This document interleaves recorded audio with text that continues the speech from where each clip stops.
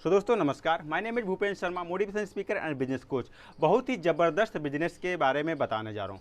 आज मैं एक ऐसे बिजनेस के बारे में आपको बताऊंगा जहां से आप इस बिजनेस के द्वारा आप लगभग 1 महीने में आराम से आप 1 से 1.5 लाख रुपए से स्टार्ट करके आप 1 करोड़ रुपए तक जा सकते हैं। सो कैसा बिजनेस है, कौन सा बिजनेस है? तो बिजनेस आपको ऐसा करना चाहिए जहां से उस बिजनेस को आगे स्केल अप कर सको।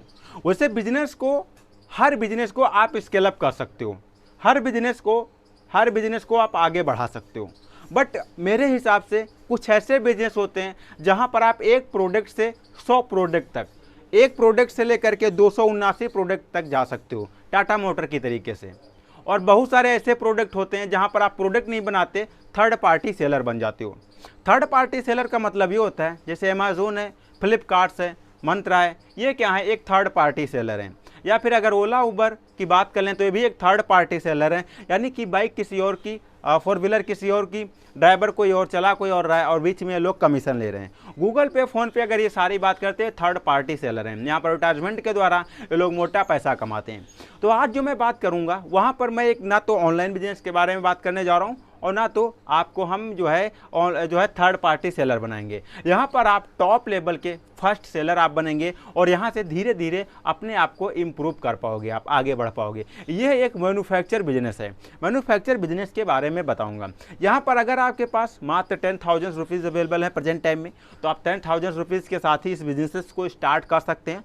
बट अगर आपके पास इतने रुपए भी नहीं है, तब भी आप रुपये लगभग 8 हज़ार रुपये 7,000 रुपये में भी स्टार्ट कर सकते हैं। और अगर आप बहुत अच्छे से बिजनेस स्टार्ट करना चाहते हैं तो यहाँ पर आपको लगभग जो है कम से कम यहाँ पर जो है कम से कम नहीं, ज़्यादा से ज़्यादा जितने रुपए आप 2 से 2.5 लाख अगर रुपए इन्वेस्ट करते हो तो आपको बहुत ज़्यादा यहाँ से अर्निंग हो सकती है। साथ ही साथ एक चीज़ मैं बता दूँ, इस बिजनेस को स्टार्ट करने के लिए आपको कोई भी लाइसेंस स्टार्टिंग में लेने की आवश्यकता नहीं पड़ती है। अगर आप भविष्य में चाहते हो तो आप लोगो, ट्रेडमार्क के साथ साथ जीएसटी नंबर ले सकते हो। जीएसटी नंबर से ये प्रॉफिट हो जाता है कि अगर आप बिजनेस को बड़ा करना चाहते हो, आगे बढ़ाना चाहते हो, स्पैन करना चाहते हो, तो इस वजह से आप बैंक से ऋण ले सकते हो, जहां पर आपका जीएसटी ट्रांजैक्शन के द्वारा ये पता चलता है कि आपका टोटल जो है रेवेन्यू कितना है, कितने आपका ग्रोथ रेट क्या है, ये सारी चीज़ें वहां से पता चल जाता है।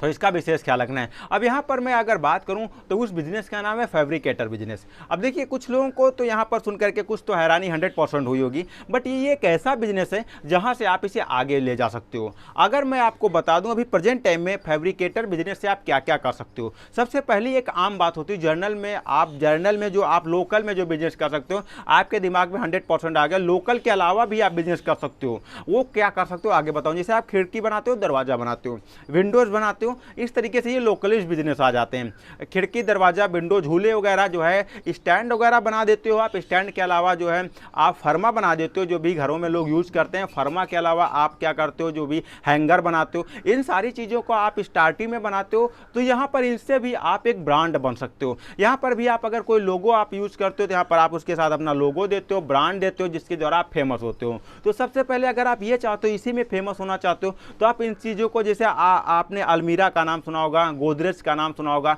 ये सारी चीजें क्या होता है, आपकी तरीके से छोटे लेवल से इन लोगों ने भी स्टार्ट किया था। यानी इन लोगों ने एक वेल्डिंग शॉप से द्वारा इन लोगों ने छोटे लेवल से स्टार्ट किया, बाद में इन्होंने आगे बढ़ाना शुरू कर दिया। जो बड़ी बड़ी कंपनियां क्या होती हैं, क्या करती हैं, पहले छोटे लेवल से अपना बिजनेस स्टार्ट करती हैं। जब इनका ब्रांड बन जाता है, इनका मार्केट में डिमांड्स बढ़ जाती हैं, तब इनको क्या करते हैं, बहुत सारे लोग इनको अप्रोच करते हैं, इनको मेल करते हैं, इनसे कॉन्टेक्ट करते हैं कि भैया मैं ये काम ऑलरेडी कर रहा हूँ, मैं अलमारी बना रहा हूँ मार्केट में, तो मैं अगर आप अपनी डिजाइन दें तो मैं आपकी डिजाइन की भी मैं अलमारी बना करके आपको दे सकता हूं, हमें इतना पैसा चाहिए पर पीस का। तो इस हिसाब से इनसे लोग संपर्क कर लेते हैं। चलो, ये बात हो जाती है बात की। पहले तो आपको स्टार्टिंग करना चाहिए। अब स्टार्टिंग यहाँ पर बहुत ही कम रुपए में हो जाती है, यानी कि अगर आप 5 से 6 हज़ार रुपये की आपको एक मशीन, वेल्डिंग मशीन मिल जाती है। 7,000 रुपये बहुत ज़्यादा है, 7,000 रुपये तक आपको मिल जाती है। 7,000 वेल्डिंग रोड जो होते हैं वो आपका 200 से 250 रुपये में मिल जाता है। 7,000 जो भी अदर इक्विपमेंट, जैसे ग्राइंडर है, ग्राइंडर के अलावा जो है पाइप कटर मशीन है, ये आपको महंगी आ जाती है, लगभग जो है 8 से 10 हज़ार रुपये की आती है। ग्राइंडर आपको 12 से 1400 रुपये मिल जाता है। ग्राइंडर से आप कई सारे काम कर सकते हो। आयरन को जो है, लोहे की चादरों को भी काट सकते हो और भी जो है कई सारी चीज़ों को इससे वर्क कर सकते हो। तो यहाँ पर ये तो बात हो जाती ही है। अब बात कर लेते हैं नेक्स्ट नंबर की कि आप इससे अगर स्टार्ट करके आप खिड़की दरवाजा विंडो वगैरह जो भी आप लेते हो, आप अपनी एरिया में जब बनाना स्टार्ट कर देते हो तो आप धीरे धीरे फेमस होने लगते हो। अब यहाँ पर इन चीज़ों से आप ब्रांड बन सकते हो। अब दूसरा तरीका क्या आता है पैसे कमाने का। अगर दूसरे तरीका ये आ जाता है कि आप जब भी चाहो, अब आप क्या करते हो, दूसरा तरीका पैसे कमाने क्या आता है। अगर आप इंडस्ट्रियल एरिया से बिलोंग करते हो, आपके नियरेस्ट कोई इंडस्ट्रियल एरियाज है और वहाँ पर बहुत सारी आयरन संबंधित कंपनियाँ, लोहे से रिलेटेड कंपनियाँ हैं, अब उनसे संपर्क कर सकते हो। वहाँ पर देख सकते हो, जा करके बात कर सकते हो, जैसे कि और भी कंपनियाँ किसी दूसरी कंपनियों को अप्रोच करती हैं, वहाँ जा करके बात कर सकते हो कि आप कौन सा प्रोडक्ट देख सकते हो। उनसे बात करो कि आप कौन सा प्रोडक्ट आसानी से बना सकते हो।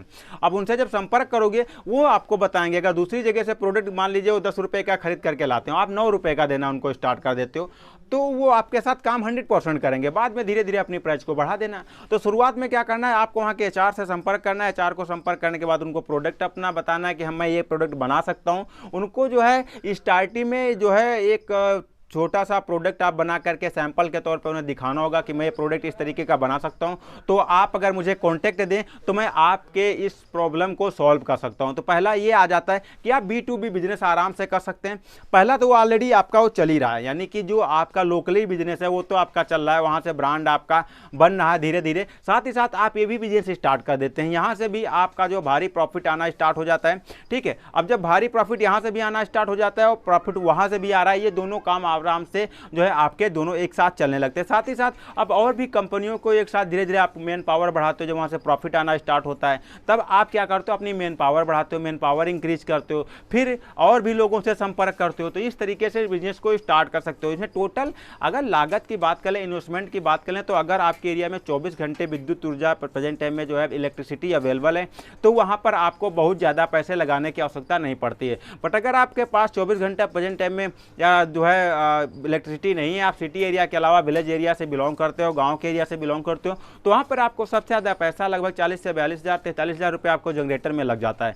सबसे ज़्यादा इस यहाँ पर जो है खर्चा यहीं पे आता है। बाकी मशीनों में बहुत कम खर्चा आता है।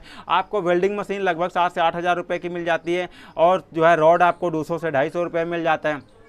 लेकिन इसे सीखना बहुत ज़रूरी है, कैसे वेल्डिंग मारना है, कैसे आपको सेट करना है, किस तरीके से डिजाइनिंग बनानी है। डिजाइनिंग बनानी आप वाली मशीन एक अलग से आती है, जो आपने देखा होगा काफ़ी सारे घरों में देखा होगा, सामने में कई सारी डिजाइंस बनी होती हैं। उन डिजाइंस बनाने के लिए पर स्क्वायर फीट पैसा लगता है, पर स्क्वायर फीट चार्ज लगता है।